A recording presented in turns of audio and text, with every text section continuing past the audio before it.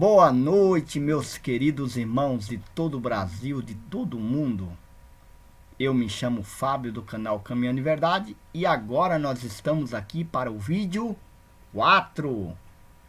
Muito bem, meus amados irmãos, aqui nós vamos fazer a continuação do vídeo 3, que eu estava lendo, né, uma apostila. Vou aqui novamente falar a fonte da apostila, né, que é da Wikipedia, Enciclopédia Livre. Então, eu estou falando de um assunto chamado, né, os desigrejados. Essa é a parte 4 desse assunto. E eu gostaria de que quem está chegando agora, ou estiver chegando agora, ou futuramente for chegar aqui nesse vídeo, possa assistir aqui nesse card, a playlist, né, dos vídeos anteriores, para estar por dentro de qual é o assunto que nós estamos tratando aqui. Esse quadro é um quadro especial, né? Tem vários títulos: Igreja Orgânica, né, Igreja Primitiva. Esse provavelmente vai ser Igreja Livre, ou qualquer outro título que nós vamos pôr aqui, porque tudo dá no mesmo, né? Essa Igreja Orgânica, ou Desigrejado, também é conhecido como Igreja Essencial, né, Igreja Primitiva, Igreja Doméstica, que é a igreja nos lares, né? Igreja Não Denominacional, seja como queira chamar. O importante é o que nós estamos realmente passando e qual é a intenção principal desse quadro especial. Esse quadro tem por finalidade, como eu já disse em vários outros, eu apresentar a ideia que o mundo tem desse grupo dos desigrejados, também defender os erros que são cometidos referente a como conhecem ou como eles abordam esse tema nas suas próprias igrejas, nas denominações, passando para fiéis. Eu vou dar um exemplo, meus irmãos. Eu tenho um conhecido, né, que, vamos dizer assim, se eu encontrar com ele e ele é de uma certa igreja, né, dessas mais famosas, e de repente eu falar assim: olha, meu amigo ou meu irmão, eu poderia frequentar um dia o estudo bíblico de vocês?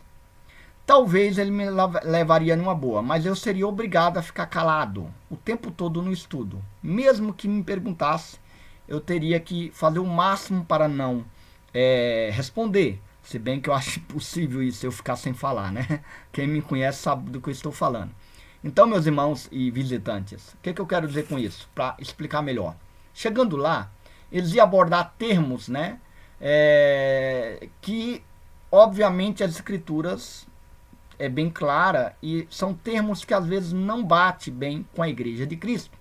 Eu iria me manifestar. E alguns irmãos poderiam dizer: ô irmão Fábio, mas que igreja você é? Aí começaria todo o problema. Primeiro, se eu falasse: olha, eu não congrego em igreja denominacional nenhuma, aí já ia olhar um para o outro, pelo menos em pensamento, provavelmente, fala: ih, é mais um desigrejado. Esse é o grande ponto. Quem não assistiu os outros vídeos e tenha paciência e vontade de aprender de fato sobre esse assunto, eu, né, peço para que aqui, como eu já disse, né, anterior, vai aparecer o cardzinho aí na playlist do vídeo 1, 2, do epílogo, vídeo 1, 2, 3, e esse é o quarto vídeo desse quadro especial, né, chamado Os Desigrejados. Então, vamos lá. Continuando aqui a leitura da apostila, porque eu estou fazendo leitura, eu estou também analisando a leitura, o que escreveram, e dando meus pontos aqui de observação. E deixando bem claro, mais uma vez nesse vídeo, que eu não me considero um desigrejado, e nem creio que quem está em Cristo, convertido no Senhor, que congrega, ou fica se reunindo, congregando, seja debaixo de uma árvore ou até nas suas próprias casas, também não seja um desigrejado. Porque a ideia de desigrejado para eles é quem saiu da igreja física de pedra. Porque na mente deles aquilo é a igreja. Então, eu creio que não temos condições de ser desigrejados, porque nós somos igreja, nós somos membros desse corpo, né, onde Cristo é o cabeça. Recentemente eu vi, né, um irmão chamado Akel, da Igreja Orgânica, né, agora ele está com a Filosofia X. Eu acompanhei ele desde o início. No início, realmente, ele estava passando muita coisa interessante, muita coisa boa. Alguns hoje já estão chamando, que ele já... chamando não, falando. Ele mesmo falou no próprio vídeo dele que já está indo para um lado ocultista, entre outros pontos aí. Tudo bem, eu acho que ele se encheu demais de conhecimento, então está indo por uma linha que às vezes não é tão fácil, né? E o que é que eu posso dar de conselho, se um dia ele vier ouvir ou assistir esse vídeo? O conselho é o seguinte, às vezes tem conhecimentos que eu tenho aqui que eu não passo para os irmãos que congrega comigo, porque não é tão simples deles captar assim de uma hora para outra, né? Tem coisas aqui que eu ainda estou analisando, tanta coisa importante, né? Por exemplo, hoje tem vestígios históricos que existe um Apocalipse de Pedro, um segundo Apocalipse de Pedro, que era para ser incluso no cano, né? Através da Igreja Católica, e não foi. Então, tem coisas, meus irmãos, que a gente tem que tomar um grande cuidado, né? Então, não é tão bitolado religioso como o mundo apresenta, mas também não é tão pro lado do quase um ateísmo, né? Quase uma descrença total. E detalhe, esse jovem aí, né, que eu citei o nome, ele fala assim, os desigrejados, não sei o quê. Mas para a igreja comum, denominacional, ele é um desigrejado também. Ele não deveria falar, esses desigrejados aí também. Ele deveria fazer o quê? Não, olha, eu acho que eles têm uma concepção de igreja totalmente errada, né? Igreja o membro, cada um de nós separados somos membros desse corpo. Mas se eu me ajuntar com outros membros, nós formamos o corpo, onde Cristo é o cabeça. Esse é o sentido de igreja, amém? Então, citado isso, vamos continuar na leitura. Quem viu o vídeo anterior vai entender aqui a continuação da leitura. Diz assim a leitura aqui da apostila. O trânsito religioso que há de igrejas institucionais para uma igreja orgânica é uma forte marca. Também, em alguns casos, redes de igrejas são estabelecidas nas cidades, redes apostólicas ou de supervisão. Veja bem, eu até anotei aqui, eu nunca soube que tem essas coisas. Se estão fazendo, para mim estão errando. Por quê? Porque sair de um sistema e formar outro é um erro, né? Então, de uma certa forma, se existir alguns aí, né, que está fazendo dessa forma, estão de uma certa forma errando. Outro ponto que eu achei interessante é que ele falou assim, o trânsito religioso que há das igrejas institucionais, ou seja, denominações legalizadas, né, para uma igreja orgânica que é viva, corpo, organismo, né, que são as igrejas orgânicas, frequentemente, que são a igreja orgânica, é outra forte marca. Então, isso quer dizer o seguinte, há um trânsito, há uma migração de muitos irmãos evangélicos, tradicionais, denominacionais, saindo, né? É isso que a apostila está falando aqui. Mas quando ele fala, estabelecendo suas redes de igreja, estabelecendo nas cidades, redes apostólicas, eu nunca fiquei sabendo disso, mas deve ter. E se tem, para mim também, segundo a escritura, está errando também. Então, concordo com o cara que escreveu aqui, se dessa forma estiverem fazendo. Aqui nós vamos agora para a prática, né? Veja bem, em seu livro Cristianismo Pagão, o autor Frank Viola sinaliza uma série de reformas que as igrejas orgânicas frequentemente defendem. Olha a coisa interessante. Engraçado de que quando eles escrevem isso, eles esquecem a história do passado. Lutero também fez isso, né? Quando Lutero começou a questionar, ou antes de questionar, até estudar a Bíblia, que não era acessível para todos, na época do catolicismo pleno, quando ele começou a questionar, né, havia também essa reforma iniciando, né? E, de uma certa forma, os desigrejados, vamos usar esse termo assim como os denominacionais usam, né? Ou os irmãos que estão nas igrejas de pedras denominacionais usam, vamos usar esse termo, desigrejado, eles estão efetuando reformas. Só que tem um problema. As várias reformas que são efetuadas não constituem também nenhuma linha apenas de raciocínio único, como nas escrituras pede, né? Então, quem compreende isso jamais vai fazer novas reformas ou novos estabelecimentos. Então isso também é um problema, porque aconteceu também com a protestante dessa forma, né? Quando a católica começou a reclamar, que é o que eu vou falar aqui mais para baixo, né? Que a católica também pensou nesse sentido na época. Poxa, quem são esses protestantes? Isso a gente vai falar mais para frente sobre isso também. Quem são esses protestantes? É a mesma coisa hoje que as igrejas denominacionais pensam. Quem são esses desigrejados, né? Até porque eles vêm desigrejados, os desviados que saíram da membresia física dos templos que eles dominam, né? Esse é o grande ponto que a gente tem que observar também. Então, veja bem, quando a católica também pensou dessa forma, do protestante, dessa forma, de lá para cá, teve uma variedade também de reformas. E não é à toa que hoje existe talvez mais de centenas, mais do que 10 centenas, né? Ou milhares de igrejas com denominações diferentes, com ensinos diferentes, mas não foi assim no início, né? Então, o que eu quero dizer com tudo isso, meus irmãos? Eu quero dizer o seguinte: nós há 8 anos fazemos esse tipo de coisa, nós não estabelecemos nenhuma rede de nada, nós não estabelecemos nenhum nome, nós não estabelecemos nenhuma conduta de como nós portamos diante da sociedade religiosa, tipo os 10 mandamentos da igreja do irmão Fábio de tal igreja assim, orgânica, sei lá, qualquer outro nome aí que pode inventar, né? Por exemplo, quando tem o Mário Persona, um dos pioneiros aqui no Brasil, praticamente, se não for pioneiro, referente à igreja nas casas. Aí alguns irmãos do YouTube, que eu já vi, eles falam assim, uma vez perguntou, você é daquela igreja que reúne nas casas, apenas pelo nome do Senhor? Então meio que já pegou um jargão, porque o Mário Persona ensina que é reunidos pelo nome do Senhor, mas aí tornou meio que um nome, não que o Mário Persona tenha culpa nisso, mas quem vê de fora, que não ainda compreende, que também está agregando esse entendimento, meio que acha que, olha, isso é um termo a ser chamado. Isso também está errado.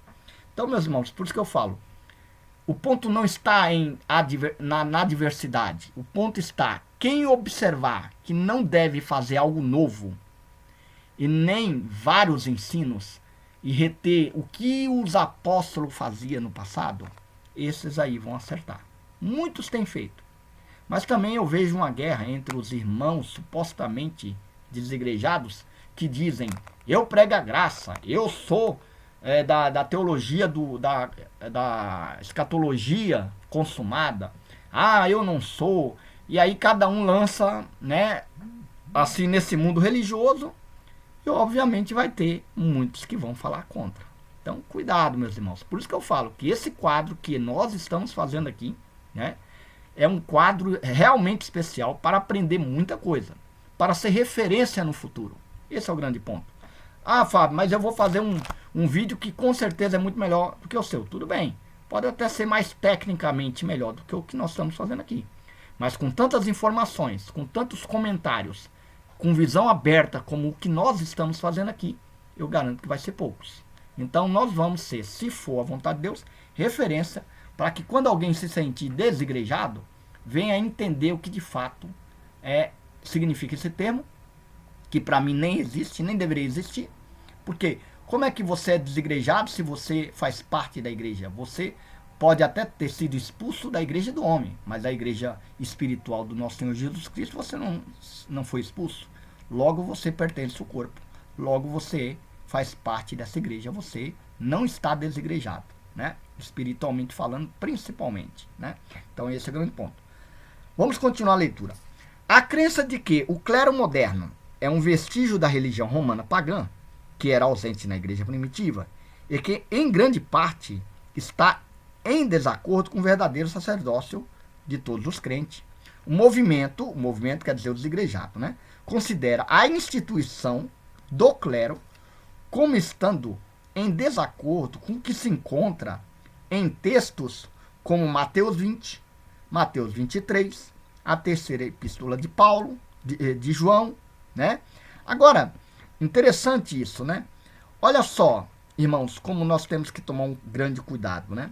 Se a gente lê, por exemplo, a terceira carta de João, eu vou pegar aqui uma versão da Bíblia, chamada a Bíblia Judaica Completa. Vamos ver. Vamos procurar a terceira carta de João, para a gente observar o que está acontecendo na terceira carta de João e o que eles estão querendo dizer aqui, né? Ó, vou ler novamente aqui a parte, né? O movimento considera a instituição do clero, ou seja, o movimento desigrejado considera, né, a instituição do clero, né, como estando em desacordo com essas passagens aqui encontradas em Mateus 20, Mateus 23, a terceira epístola de João. Vamos ver só a terceira epístola de João para a gente começar a ver o que fala logo no início. Olha só, do ancião, né? Ancião aqui é o João, o velho, né? O experimentado, o presbítero, né? Está enviando a carta a quem? A igreja. Só que está endereçada a um homem. Então veja bem o que diz. Ao ancião, do ancião, a carta parte do ancião, João falando, para o querido Gaio, a quem amo na verdade. Verso 2. Querido amigo, oro para que você prospere em tudo e tenha boa saúde, como sei que prospera espiritualmente. Viu? Aqui para dizer, aqui a gente vai, outro dia eu falo sobre isso, né? Fiquei muito feliz quando alguns irmãos vieram e testemunharam sobre o quão fiel você é na verdade e sobre como você continua vivendo na verdade. Nada me dá maior alegria do que ouvir que os meus filhos vivem na verdade.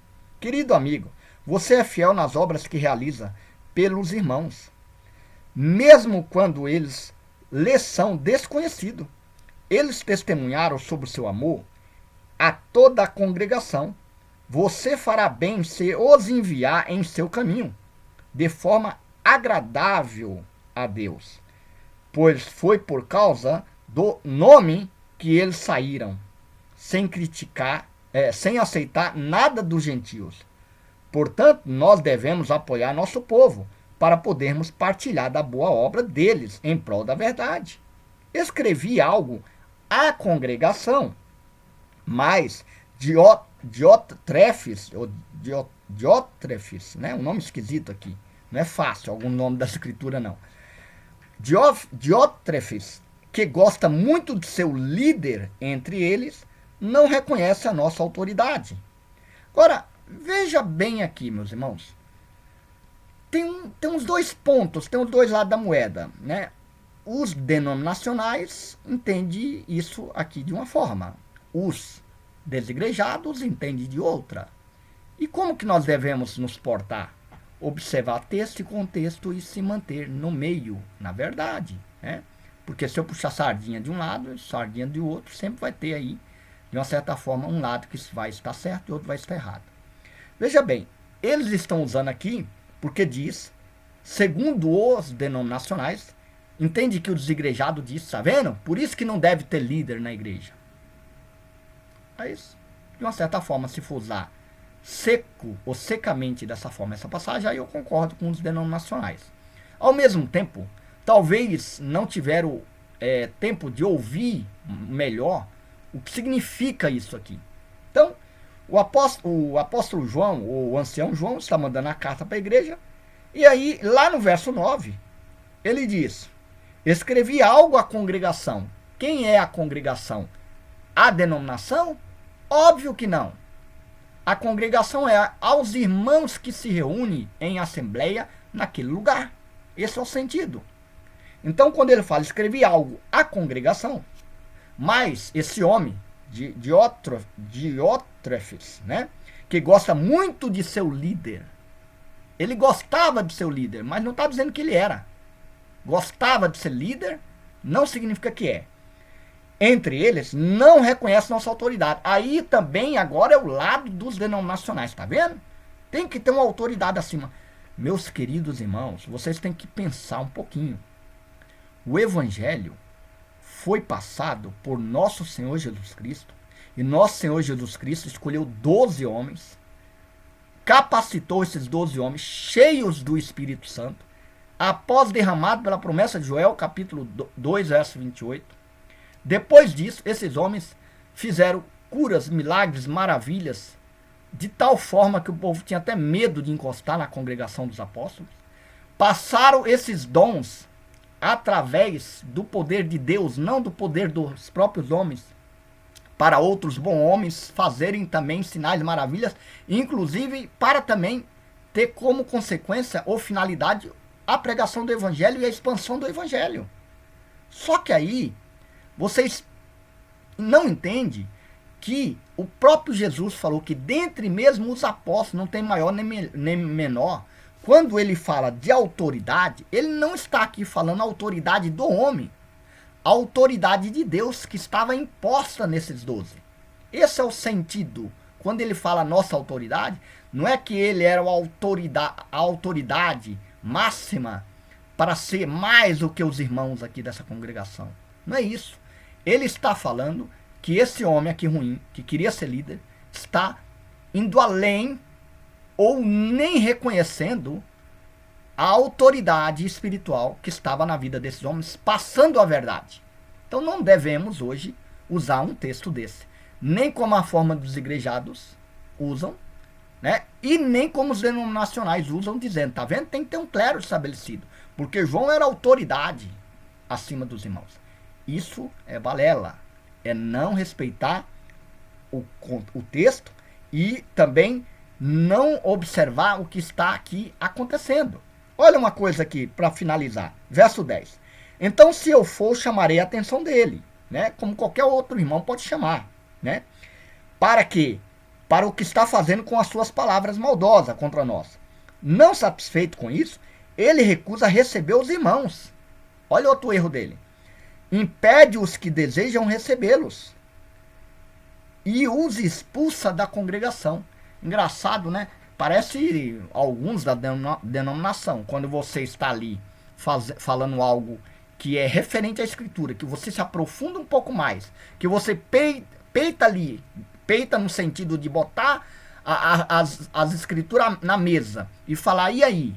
Né? Quando acontece isso, aí junta o clero denominacional e fala, vamos expulsar o irmão Fábio, vamos expulsar o irmão Pedro, vamos expulsar o irmão Paulo, porque ele está fazendo algo, então, ó, ele já, vamos deixar de banco, vamos tirar uma semana ele aqui da reunião. Isso é muito errado, meus irmãos, porque aqui era algo que estava, né, além de não reconhecer o ensino dos apóstolos, estavam impedindo os próprios irmãos da congregação a receber outros. Esse é o grande ponto. Então, esse é a máxima do acontecimento aqui. Mas não podemos misturar as coisas. Nós temos que tomar muito cuidado com isso. Continuando a leitura, né? Apresenta o quadro de uma reunião da igreja, onde todos os membros participam, ao contrário do serviço religioso moderno, que é executado por profissionais. Nossa, vou até circular essa palavra. Esse é o grande problema de hoje das denominações, né? Perdão. Esse é o grande problema das denominações instituídas. Eles se apoiam muito em profissionais. Só que esquecem, novamente eu volto a dizer, que o nosso Senhor Jesus pegou 12 letrados e capacitou com o Espírito Santo de Deus. E todos os que têm o Espírito Santo de Deus são capacitados para toda boa obra. Entendam isso de uma vez por todas. Então, vamos lá. Quais são esses profissionais? Presbíteros, diáconos, como se fosse assim, olha, eu vou fazer um curso profissionalizante e vou virar diácono, vou virar aqui presbítero. Não é assim que funciona, não é assim que toca a banda, né? Isso vem um dom, isso é experimentado durante tempo. Para uma pessoa se tornar um presbítero, ele tem que ter todas as qualificações de presbítero, mas não se arruma de uma noite para o dia isso. É algo com o tempo, a própria congregação vai reconhecendo aquilo, mas não para colocar título. É para deixar o dom fluir na congregação. E se alguém falar, aqui tem presbítero, olha, aqui tem muitos homens com dons, mulheres com dons aqui, né? De repente tem 2, 3, meia dúzia ali de presbíteros, tem outros ali que vira e mexe estão evangelizando, né? Os evangelistas, como eles gostam de chamar. Isso pouco importa, irmãos. Títulos, profissionalismo, isso dá muito ego ao homem. E é por isso que a igreja do Senhor está se perdendo no tempo, né? Vamos continuar aí. Os profissionais aqui, né? Presbítero, diácono. E o que é diácono, né? Na realidade, diácono é quem serve, né? Então, para uma audiência estática, né? Ou seja, aquela audiência parada, né? Onde só um fala, ou uns, e o resto tudo tem que ouvir, né? Aí ele fala também, em um ambiente em que há liberdade para se expressar seus dons, tais pessoas podem surgir, né? Além disso, ser um presbítero ou um diácono não significa que tal pessoa dominará a reunião. Na terceira epístola de João, né? Aí ele fala o que eu citei, Diotrefes é repreendido, pois queria ser o primeiro a dominar os demais. A igreja simples, ou os desigrejados, defende amplamente a ideia de que ser um presbítero ou um diácono, né, que é servir, deixar bem claro, não é uma licença para que apenas alguns ministrem e que os outros permaneçam passivos. De fato, se você for observar Atos capítulo 6, diácono significa 7 bons homens, cheios de sinceridade do Espírito Santo de Deus, que os apóstolos separaram para servir as mesas. Será que chegar para esses super diáconos de hoje e falar assim, ei irmãos, vai servir as mesas ali, vai lá dar pratinho de coxinha, vai lá servir refrigerante do copo dos irmãos em amor? Será que eles vão se ofender? Era isso que estava acontecendo em Atos capítulo 6, né? Em 1 Coríntios 14 também, quando se reuniu os irmãos, um tem salmos, outros tem hino, um tem revelação, cada um poderia falar, cada um poderia profetizar. Uns falavam em idiomas, outros interpretavam aquele idioma que estava sendo falado, e havia ali uma edificação no corpo de Cristo, né? Mas vamos continuar a leitura que eu quero terminar até aqui embaixo. Valoriza-se a ceia do Senhor como sendo celebração regular recorrente de uma refeição completa no lugar de um ritual religioso curto, que é o que os denominacionais fazem, né? A integração inicial do ritual baseado em casa para reunião pública em sinagoga reduziu a natureza simbólica, né, do ato para um momento privado, substituindo seu simbolismo de companheirismo e dedicação ao Senhor. Isso foi completado no tempo de Constantino, quando festas do amor foram proibidas. No entanto, essa história em si não desvaloriza a necessidade de um local de reunião, mas no estilo de sinagoga, de reunião maior, no estilo de sinagoga para oração, ministério da palavra e canto. Adeptos da igreja simples ou desigrejado também desfruta de encontros ocasionais e até mesmo mensais, maiores, para fazer o mesmo, embora eles enfatizam a Eucaristia em uma reunião menor, como um ambiente para crescimento espiritual. Olha só que coisa interessante, né? Diz assim, os adeptos da igreja simples, ou seja, os desigrejados, também desfrutam de encontros ocasionais, ou até mesmo mensais, né?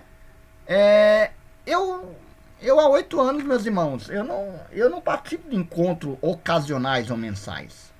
Tirando essa questão da pandemia atual, nós todos os domingos se reunia, né? Quem não faz assim, acha que só pela internet, né, que é uma forma de viver a Igreja de Cristo, está errado. Aqui eu estou expondo o ensinamento, opiniões e comentários de muitas pessoas aqui nessas apostilas, mas se eu não congregar como igreja com os meus irmãos, e aqui ele está dizendo aqui, isso, no entanto, não significa ou não desvaloriza a necessidade de um local de reunião maior, no estilo de sinagoga, para oração, ministério da palavra e canto. Tudo bem, concordo, mas então não põe nome, não põe regras da forma que os homens instituiu. Eu nunca fui contra aqui a ter um salão maior para reunir, nunca fui contra. O ponto não é ter um salão ou um lugar para reunir, o ponto é o que vai fazer desse lugar. Vai montar ali uma igreja e dizer vamos para a igreja?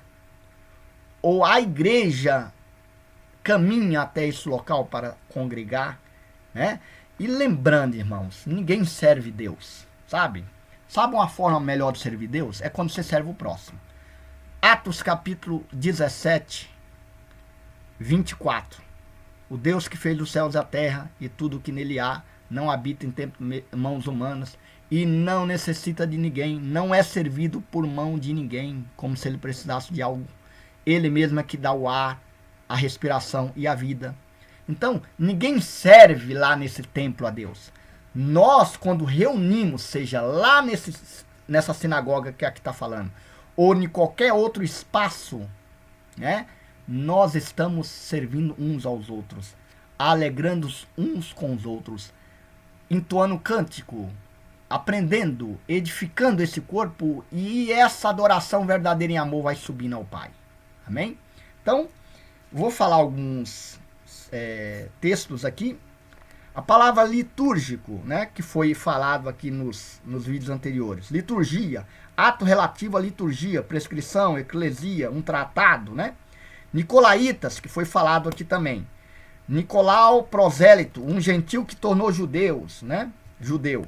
Eucaristia, que foi falado aqui. Ação de graça, sacramento central da igreja. Padre, transubstanciação, né? Que eles acham que no momento que está comendo a hóstia ali e bebendo um cálice de vinho, literalmente o vinho torna o sangue de Cristo e literalmente a hóstia transforma no corpo de Cristo. Então esses são os significados. Não estou tratando disso hoje, não vou falar sobre isso hoje. Então, no próximo vídeo, né, nós vamos continuar, né, na parte das características, para não ficar muito grande esse vídeo, amém? Então, um grande abraço aí. Quem não se inscreveu no canal e achou o conteúdo interessante, se inscreva. Os irmãos que já conhecem, eu peço para dar like, né, e compartilhar, mas não adianta também apenas dar o like, compartilhar sem assistir, porque aí não há absorção de entendimento, conhecimento. E espero que esse vídeo um dia possa chegar muito mais longe do que no momento ele tem chegado. É um quadro especial, estou fazendo aos poucos, vários vídeos sim, porque muito tempo de vídeo, as pessoas não gostam, ficam cansadas. Então fazendo assim, mesmo que alguém enjoe, poxa, esse quadro de novo, vou continuar fazendo até o final dessa vez, para a honra e glória de Cristo. Quem gostar, vai gostar. Quem não gostar, com certeza, obviamente, não achará nada de bom. Um grande abraço a todos e até o próximo vídeo, número 5.